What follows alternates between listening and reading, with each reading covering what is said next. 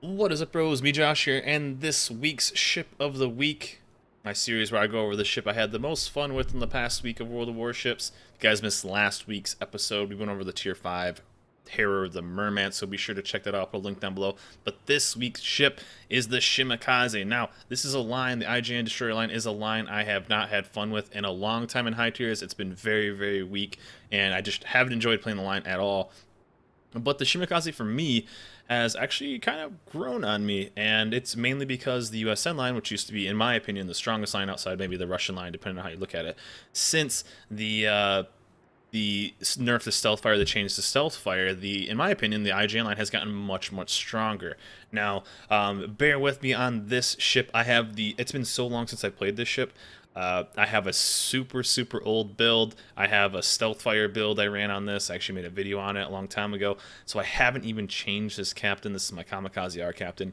And I'm running the 20 kilometer torps on the Shimakaze. So when I show you the captain build, I have an updated captain's build on what I would run on this. But I am running, I think, an AFT stealth fire build that doesn't even work anymore with 20 kilometer torps. So yes, I apologize for that, but just bear with me. I wouldn't use that at all. But here we are, rocking a tier 10 division with the Yamato and a Montana. Now this is a destroyer. However, I've noticed a lot on North America that there are a massive amount of destroyers in high tiers. So the Shimakaze is actually good and bad, so you got to worry about that a little bit. If you do run into a gearing, you are going to out stealth him, which is an upside. Just barely. Actually, it's right at 5.9, so you actually won't outspot him. So you have to be very, very careful on what you do, because you don't have the ability to really defend yourself as good as a Gearing can, and you are going to lose that fight. So be very careful. You're a Torp first boat, and it's just something to kind of keep in mind. But I've started playing this ship a little bit, and I just absolutely loved this ship, and because of the torpedo, I'm not a torp boat. Whenever you've ever watched my stream, I feel like I would much rather do damage on with something that's kind of, it's a guaranteed thing. So what I mean by that is torps, although you can have an educated guess, you are 100% guessing that something's going to get hit, and it's not always going to be. So especially with the Shimakaze, especially with the torpedo I had on these, you're guessing you're going to do damage every 2 minutes, every minute and a half, depending on what you're running, especially if you don't have adrenaline rush. So you're guessing if you're going to do damage that often, and I don't really like that. I would much rather have a guaranteed damage of guns or something of that matter. So with the Shimakaze, we've started off this game awful. We lost two ships right away, a Gearing and a St. Louis, the tier 9 French cruisers, and I figured I would kind of throw some random torps. We know they're on B, we're on A, there was nothing on A, so we kind of went A, and we're kind of roll towards top B, and I figured, hey, I'm going to see if I can snag some damage on this, maybe get a random person, and if you saw quickly there, a Gearing had popped out. So I was thinking, hey, maybe we'll snag something, maybe we won't, at least kind of get an idea of where we were, but I didn't want to launch all the torps. Just want to launch one just to see if we can do it, and then hopefully get a torp on the top side. And boom, there we go. So 1 for 1 right there.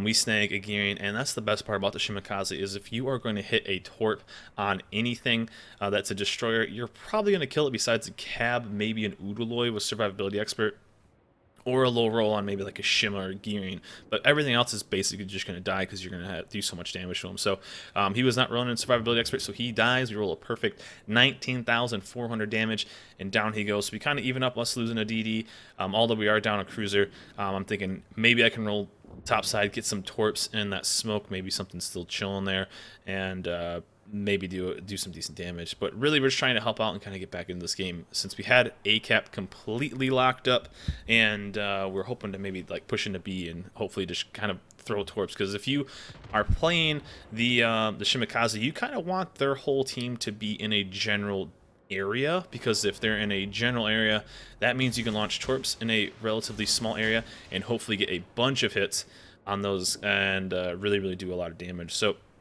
I figured there's a Gearing here somewhere, but I would just kind of push in spot if I can. I have smoke on cooldown, so I can do some damage if needed. And I'm really worried about that Minotaur and that Daunt score. Those are the two main things I'm looking for. So, and you know, if you are playing IGN destroyers, don't be afraid to use your guns. You're gonna hit hard. You know, you can do 2-3K salvos on destroyers. Yes, you're not going to be shooting super fast, but you can do a bunch of damage. So don't be afraid to use it. You're not a gunboat. But don't be afraid to use them. They are they're kind of like a secondary damage. You were going to be a Torp first type of damage, and I was hoping to get that gearing with Torps. That'd be amazing. Get a 2-for-1, but really we didn't get it, and I was kind of hoping maybe he'd mess up. No camo on a gearing, potentially he would take some extra damage. And unluckily, that guy went at like the perfectly wrong time, and is going to spot all my Torps. So I'm not going to hit the Montana or the Bismarck. That's just the downside of Torps, man, of being a Torp boat, is the fact that if your Torps are spotted by planes, or if your Torps are spotted by whatever, they're spotted for everybody, so it's really, really hard to hit. So their team is kind of funneling into one area, but we aren't getting those hits because those were spotted early. So it kind of stinks, but we'll just take it. And but right now we're just dropping like flies, really. And I was a little nervous about Torps, so I kind of bailed from this cap for right now. And I wanted to kind of roll topside, and potentially get some decent damage on some. So there we go. We actually snagged 3 hits on something. Now, who knows if that was the dreaded 20k kilometers that got those hits, but we snagged that Montana. Even though they were spotted, we snagged them on that second set that wasn't spotted, so that's pretty nice. And he's flooding, so we're going to do a ton of damage to that guy. So that's the good side of those Torps. If you do get them, they're almost guaranteed to flood, and you can pump out a ton of damage. So my whole idea was potentially roll topside, snag a couple low life DDs, because I know like a couple of their DDs are pretty low, and get some good angles. As you can see on the minimap, everyone's kind of rolling through this channel this way, so it would have been smart to go here, but I wanted to keep vision for these guys. Potentially, if they keep pushing up and around, I could get really, really good angles on these guys and just absolutely wreck them. And hopefully just keep pumping out a bunch of damage. But mainly I wanted to hunt some destroyers and protect my battleship that's hiding right here, if you can see him. Protect him from taking tons of damage. So looking for this destroyer right there, and there is the Shimakaze. Now this is exactly what I wanted. I wanted to be the defense mechanism for my team if needed, to save them from flanking DDs. So this Shima had basically the same idea as I did, but I'm trying to take him out of the game. He's trying to really take me out of the game. But this is what I wanted to hopefully deny their team and really kind of control it. You know, this is kind of the job for, let's say, a gunboat DD, and but Shima has guns, so don't be afraid to use them. And for that, I can take out a Shima, I could take out a low-life Gearing, a low-life Fletcher, even low-life Russian ships, and you know, in the end it works. So Nil Cap is going to take some damage right there in his Yamato, and already we're at 100k, and we're kind of catching up a little bit with points. Now we're kind of fighting over that B cap right now, and I'm trying to just really keep the pressure up on these guys and the vision. If I can keep vision for my team, although we're down a couple ships, now we're down a couple ships, Nil goes down because of those Torps. That's what I'm really trying to do. So I'm trying to protect their flank and hopefully just do as much damage as possible, because we're just kind of losing this fight. And really I wanted to see if we could maybe take out the Montana and get back on top with some extra damage. But as you can see in chat, we called A and B cap because of that, and I actually snagged the destroyer right there. We called A and B cap with this.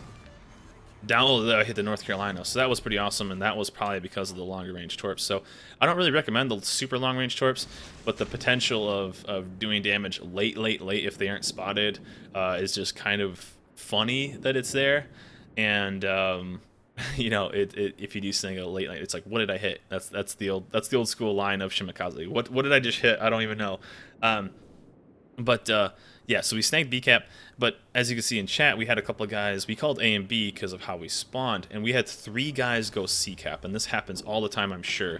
All the time, if you've ever played this game a decent amount. The guys that go YOLO onto one side, they died and blamed the team. So we lost 3 ships because people just went to one side all by themselves, and it was kind of annoying. He was blaming us for him going to the wrong.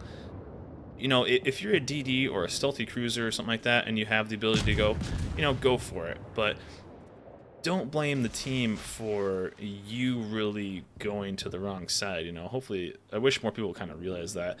And this was kind of what I was nervous about right here, is the team just kind of falling apart, really. and this radar really being a problem. So we throw torps in, then we know 2 DDs are over there, and I am at the point in this game where I'm just gonna have to start gunning and hopefully do as much damage. So I'm just trying to throw the random torps over there. We take down the Montana. We're losing people like crazy.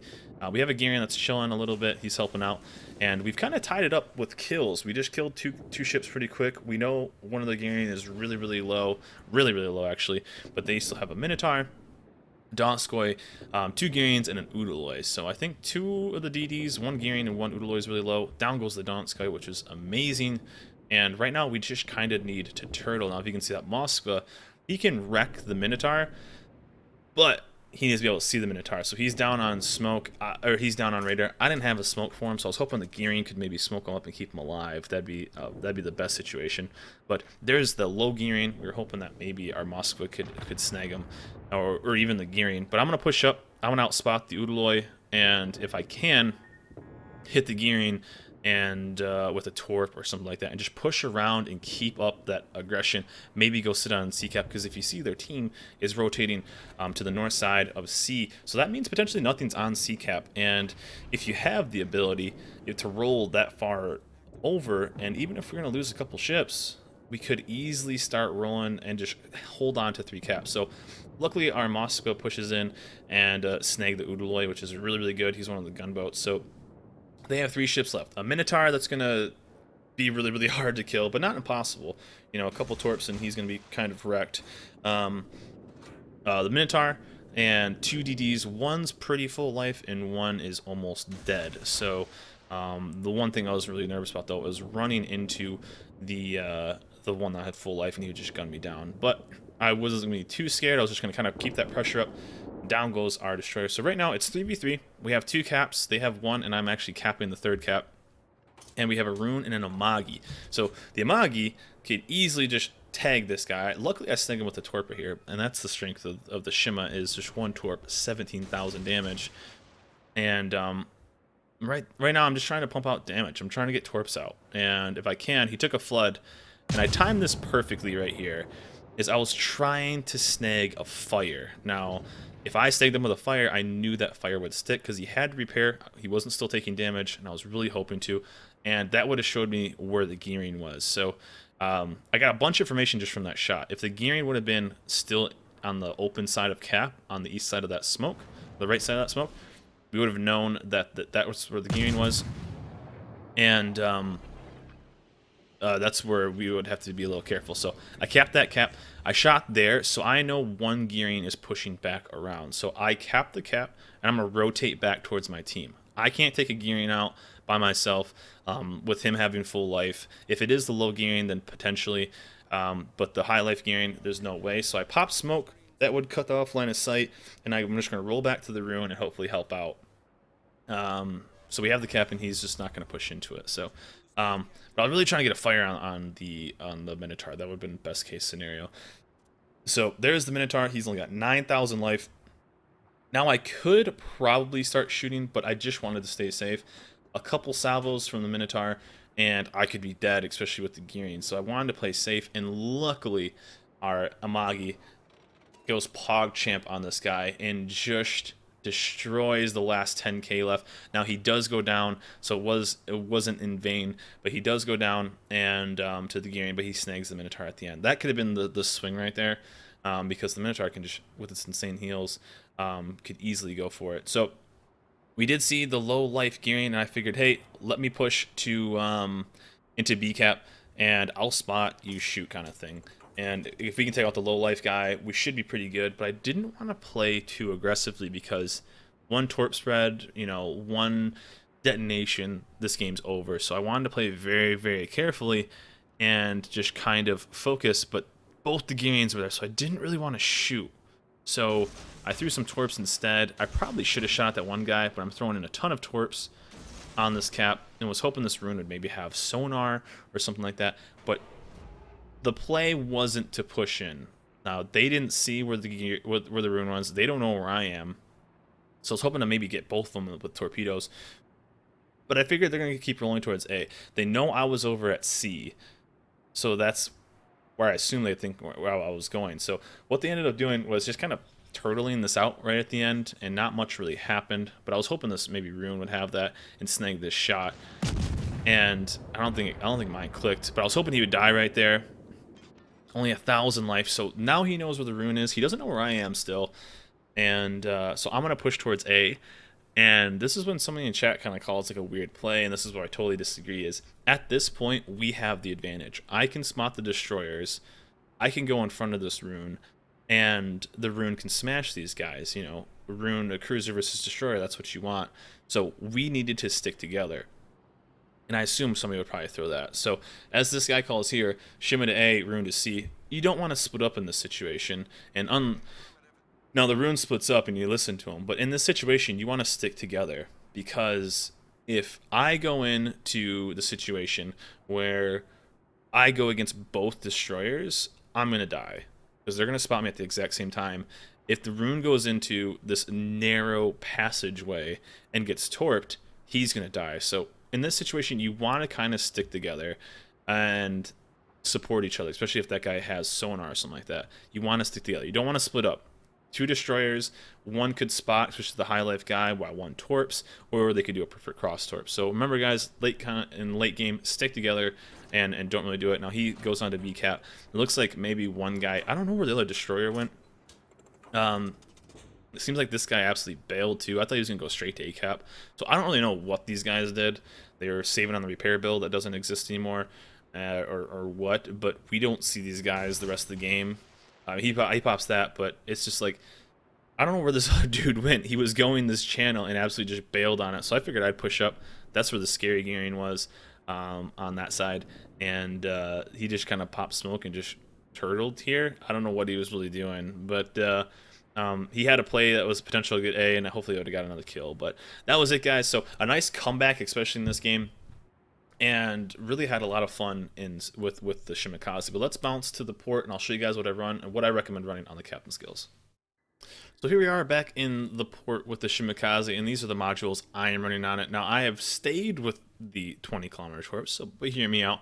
For the upgrades, this is what I'm going to be running. Main armament mod 1, aiming system mod 1. Now, you could easily switch this up for nothing. Stick it with here. You can maybe snake some extra AA or something like that. But aiming, I think, is going to be pretty nice. When you do use your guns, you want them to help out as much as possible. AA is not going to give you too much.